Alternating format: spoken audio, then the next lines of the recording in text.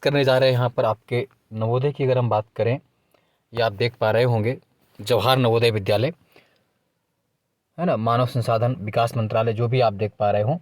यहाँ पर सबसे पहले बात यह है कि आज इतने डाउट्स हैं आप लोगों के, जिनका भी इंटरव्यू है टीजीटी पीजीटी या जो भी नवोदय के लिए, उन सबको हार्दिक शुभकामनाएं मैं देता हूँ। और चूँकि नवोदय में रहना और नवोदय में काम करना आप सबके लिए बहुत बेहतर होगा। इन्हीं सभी शुभकामनाओं के साथ, जिनका भी कुछ नंबर से इंटरव्यू कुछ है, तो उसके लिए हम लोग पूरी प्रोसेस करने जा रहे हैं। और हम आज ये जानेंगे कि इंटरव्यू जाने से पहले कौन कौन से डॉक्यूमेंट्स, क्या सर्टिफिकेट चाहिए, किन किन क्वेश्चंस को तैयार करना, कितना क्वेश्चंस पूछते हैं, कि पढ़वाते हैं कि नहीं पढ़वाते हैं, हिंदी में दे सकते हैं या इंग्लिश में नहीं दे सकते हैं, क्या क्या समस्याएं आपके सामने आने वाली हैं, उन सब चीज़ों पर डिपेंड करेंगे। और जल्द ही हमारी टीम स्वयं मॉक इंटरव्यू भी करवाएगी, उसके लिए भी हम बात करेंगे। लेकिन उससे पहले जानना ज़रूरी है, आखिर यूट्यूब पे इतनी बाढ़ आई हुई है, तो आप कम से कम विश्वास कैसे करें कि हाँ भाई आप पर ही है। तो उसके लिए अगर मैं अपना स्वयं का एड्रेस दिखाऊं, तो मेरा देखिए, मैंने जब ज्वाइन किया था नवोदय, अब तो हालांकि नहीं, जवाहर नवोदय विद्यालय मानव संसाधन विकास मंत्रालय, ये देखिए, to the deputy commissioner of NVS और रीजनल ऑफिस चंडीगढ़, ये 21/11/2019 को मैंने ज्वाइन किया था, 22 को भेजा गया था यहाँ से। ये देखिए, forwarding of joining report and personal information in respect of mister Anupam Awasthi PGT history on regular basis, है ना। ये देखिए, हालांकि ये पर्सनल जानकारियां होती हैं, फिर भी आपको बिलीव हो। इसी तरह की हमारी पूरी टीम है जो ऑलरेडी नवोदय में वर्किंग है। मैंने नवोदय 2 साल काम किया, उसके बाद मेरा selection government degree college assistant professor UP में हुआ, इसलिए मैंने रिजाइन किया। लेकिन बहुत बेहतर अनुभव मेरे अन्य साथी भी वहाँ पर बताएंगे आपको। अब हम लोग बात करेंगे कि एनवीएस में क्या क्या डॉक्यूमेंट्स आपको चाहिए होते हैं। ये कागज़ देखिए कहीं पड़ा हुआ है, ये चार्ट फाइल होती है एक तरह से, जो आप इनमें जाएंगे तो आपको कुछ ले जाना नहीं होता है, आपको रूम अलाउट होगा। ये देखिए पूरा क्या क्या अलाउट हुआ, 2 चेयर, 2 कुर्सी, 2 मूर्ति, जो भी पूरी चीज़ें आपके लिए साइन करवा लिए जाते हैं। और आप जब आएंगे तो आपको उसी तरह छोड़ के आना।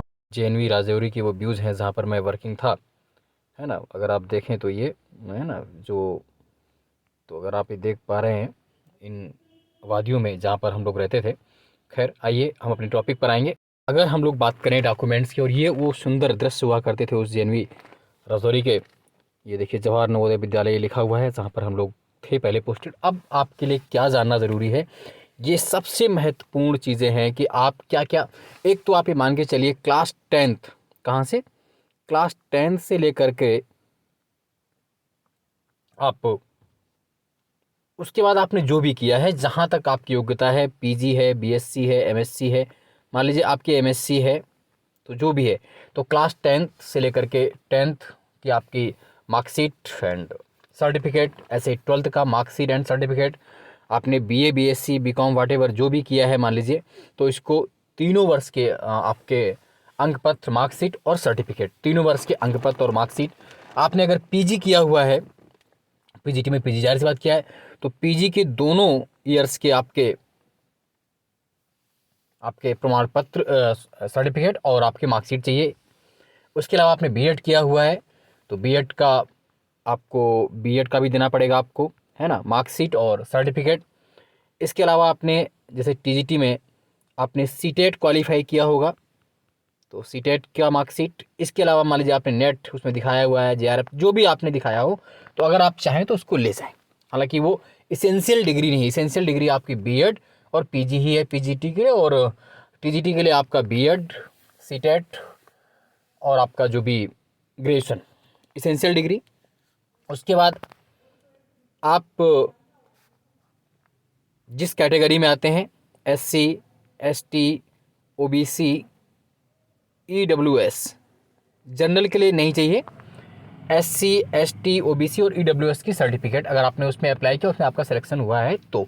हालांकि एक क्लियर बात मैं कर दूं कि इंटरव्यू के समय बहुत कागज चेक नहीं होते, बट आपको रखना चाहिए, आप वहाँ ज्वाइनिंग के समय भी आपको देना होगा। तो एससी, एसटी, ओबीसी या ईडब्ल्यूएस के जो सर्टिफिकेट हैं आप उनको बनवा लीजिए। और एक बात याद रखें, सेंट्रल और स्टेट की लिस्ट अलग अलग है। तो आप चूँकि केंद्र सरकार में जॉब करने जा रहे हैं, तो सेंट्रल की आपको लिस्ट चाहिए होगी। क्या चाहिए होगी आपको, सेंट्रल की आपको लिस्ट चाहिए होगी, एससी, एसटी और उनके लिए आपको सेंट्रल की लिस्ट चाहिए होगी। तो जो केंद्र की सूची है एससी, एसटी वाली, ओबीसी, उसी में से आप अपना अप्लाई करें और वो बनवा के ले जाएं। मीडियम, हाँ, आप कुछ बच्चों के क्वेश्चंस रहते हैं कि जैसे मेरा नाम गलत हो गया या कुछ हो गया, क्लास 10th में आपका नाम अलग है, अभी कुछ बच्चों को क्वेश्चन था 12th में अलग है, तो पहली चीज़ तो आपका डीओबी और आपका नाम वही माना जाता है जो क्लास 10th में रहा हो, उसके अदर नहीं। जो 10th की सर्टिफिकेट है वो आपकी डीओबी, डेट ऑफ बर्थ और आपके नाम और फादर नेम जो भी उन सब का वेरिफिकेशन करती है, उसके अदर नहीं। अगर किसी का दुर्भाग्यवश 12th में कुछ अलग हो गया हो तो ऐसा नहीं है, उसके लिए आप एफिडेविट बनवा लीजिए कचहरी जा करके, वो चल जाएगा। आपका स्वतः घोषणा पत्र होगा और जब कचहरी में जाएंगे तो कचहरी में खुद ही वो बना देगा और मात्र 100-200 में आपका बन जाएगा, वो एफिडेविट आपका लग जाएगा कि ये जो नाम है नाम एक ही है लेकिन भूलवश ऐसा हो गया, तो आप उसको पहले से बनवा लें।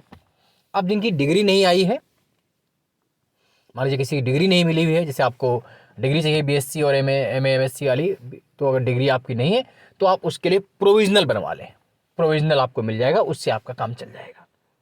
Spelling mistake is not a blender mistakes. रही बात कॉम्बिनेशन, अगर आप है ना, तो वो आपका जैसे टीजीटी एसएसटी में कुछ लोग हैं तो उसके लिए आप जानते हैं हिस्ट्री, ज्योग्राफी, पॉलिटी, वही मतलब सिविक्स और इकोनॉमिक्स। क्या क्या है? हिस्ट्री, ज्योग्राफी, सिविक्स और इकोनॉमिक्स। इन 4 में से कोई 2 होने चाहिए आपके पास ग्रेजुएशन में, तभी आप हैं। मान लीजिए आपने एक से किया था, एक से बाद में भी कर लिया है, तो आपका जैसे मान लीजिए कोई बच्चे होते हैं उन्होंने हिस्ट्री ले ली, हिंदी ले ली और कुछ ले लिया और बाद में ज्योग्राफी से एक विशेष कर लिया, तो उनका कॉम्बिनेशन माना जाएगा, ऐसा कुछ नहीं है। तो आप वो भी देख के रखें। इंटरव्यू बहुत आसानी से आप दें, उसमें कुछ नहीं है, फॉर्मल बढ़िया सा आप जिस समय अभी हम लोग बात कर लेंगे वो भी मॉक में जो बच्चे जुड़ेंगे कि क्या आपको ड्रेसअप रखना है, क्या रखना है, बढ़िया सा आपको जो आपकी बॉडी पर जो सूटेबल हो, नॉट लग्जरी, कोई ऐसा नहीं आपकी बॉडी आपके शरीर के हिसाब से क्या सूटेबल, आप किस में कंफर्ट हैं, है ना, वाइट शर्ट या जो भी आपका ग्रे या आप आसमानी या ब्लू नीली, मतलब जिसमें भी, अब ऐसा नहीं कि वो चड़क भड़क हो, पार्टी वेयर हो, चमकता धमकता हो, ऐसा नहीं, जो आपका शरीर और आपकी बॉडी पर मच अच्छा बेहतर लगे और आप कंफर्टेबल फील करें, वो बहुत बेहतर रहता है। गर्ल्स को भी इसी तरह, अगर आप साड़ी पहनती हैं तो बेस्ट, और मोस्ट प्रोबेबली आप साड़ी ही पहन कर जाएँ और सिंपल साड़ी हो, वो खैर उस पर हम लोग चर्चा अभी जब मॉक इंटरव्यू करवाएंगे तब वहाँ पर कर लेंगे पूरी तरह से, वो वीडियो भी डाल दी जाएंगे रिकॉर्डिंग होकर पे, तो अन्य लोगों को भी जानकारी हो जाएगी, उससे आप निश्चिंत रहिए कि आपको ऐसा कुछ नहीं उसमें डाउट होने वाला है, आप परेशान बिल्कुल नहीं हो। आप जिस लैंग्वेज में चाहें उस लैंग्वेज में आप इंटरव्यू बेहतर तरीके से दे सकते हैं। थोड़ी बहुत इंग्लिश अगर पूछे तो उतनी आती है, लेकिन ऐसा कुछ नहीं। जब मैंने दिया था तो मैंने हिंदी में ही दिया था और मुझे बहुत बेहतर मार्क्स मिले थे इंटरव्यू के, वो मार्क्स मैं दिखा दूंगा आपको। और अन्य जो मेरे साथी वो भी बहुत बेहतर है इंटरव्यू, आपकी टीम मेरी बहुत बढ़िया है, पूरे साथी हैं मेरे, कोई कहीं से जुड़ेगा, कोई कहीं से, आपको बेहतर फील होगा। और भी कोई अगर डाउट होंगे तो उसके लिए हम लोग लाइव सेशन भी करेंगे, यूट्यूब पर लाइव भी कर लेंगे, वैसे भी कर लेंगे। और अगर पर्सनल इंडिविजुअल कोई समस्या है तो उसको हम जो मैंने ग्रुप क्रिएट किया वो वहाँ पर आप जुड़ सकते हैं। मेरे चैनल को लाइक सब्सक्राइब शेयर कर लीजिए, अनुपम सर करके, इसको डाटा गुरु वाले को, और टेलीग्राम पे जुड़ जाइए। उसके बाद आप व्हाट्सएप, मैंने मॉक इंटरव्यू के लिए अलग से बनाया हुआ, वहाँ पर आप जुड़ जाएंगे व्हाट्सएप ग्रुप पे आकर के। और आपका जब पर्सनल मॉक कराया जाएगा तो उस मॉक में आपकी सारी कमियां और आपके सारे, अब रही तैयारी की क्या क्या क्वेश्चंस पढ़ें। एक तो आप एनवीएस की हिस्ट्री पढ़ लें, जैसे आप जानते हैं कि एनवीएस 1986 में बना, 1986 में बना, ये बोर्डिंग स्कूल है, हॉस्टल सुविधा यहाँ पर है, हाउस मास्टर्स के कुछ कार्य होते हैं वो पढ़ लीजिए, हॉस्टल्स में क्या कुछ फैसिलिटीज, एनवीएस क्यों बना, इसके पीछे राजीव गांधी वाली क्या थ्योरी, देहरादून वाली, वो देख लीजिए, है ना। एक जैसे है ना एनवीएस में के बारे में थोड़ा सा जान लीजिए कि इसका हेडक्वार्टर कहाँ पर, इसके रीजनल ऑफिस कितने हैं, है ना। और 2-4 चीज़ें सिंपल सिंपल, नवोदय विद्यालय की स्थापना कब हुई, क्यों हुई, कैसे हुए, इसका क्या प्रभाव है, जैसे है ना एनवीएस का समाज में क्या प्रभाव है, ये नेशनल आपका जो राष्ट्रीय यूनिफिकेशन, एकीकरण, उसको कैसे बढ़ावा दे रहा है, देश में इसका क्या योगदान है और क्या इसके स्टूडेंट, ऐसे करके बहुत कुछ आप किस मंत्रालय के अंतर्गत आता है, शिक्षा मंत्रालय के अंतर्गत, या है ना कहाँ कहाँ स्थापित, किस राज्य में नवोदय नहीं है या पूरे राज्य में है, जैसे आप जानते तमिलनाडु नवोदय नहीं है तो ये भी कितने नवोदय हैं देश में, ऐसा करके पूरा एक आपको समरी तैयार कर लीजिए डीप में गूगल से। हालांकि उसको हम लोग प्रिपेयर पूरा करवाएंगे आपको मॉक में। और भी अगर कोई डाउट हो तो आप उस पर लिखते चलिए, वो सभी डाउट्स का हम लोग आपको संदेह आपका दूर करेंगे और बेहतर तरीके से दूर करेंगे, ताकि आपको और जिनको भी मॉक देना है, मॉक के लिए आप जुड़ना चाहते हैं तो निःशुल्क मॉक हम करा रहे हैं 7237853197 7237853197 पर व्हाट्सअप करके आप निःशुल्क मॉक फ्री ऑफ कॉस्ट आप मॉक इंटरव्यू के लिए हमसे संपर्क कर सकते हैं। आपकी तैयारी बेहतर कराई जाएगी और आपको बूस्टअप किया जाए ताकि आप फाइनल सेक्शन लेकर के एक अच्छी सेवा में जा सके। आज के लिए इतना ही। जय हिंद, जय भारत, धन्यवाद।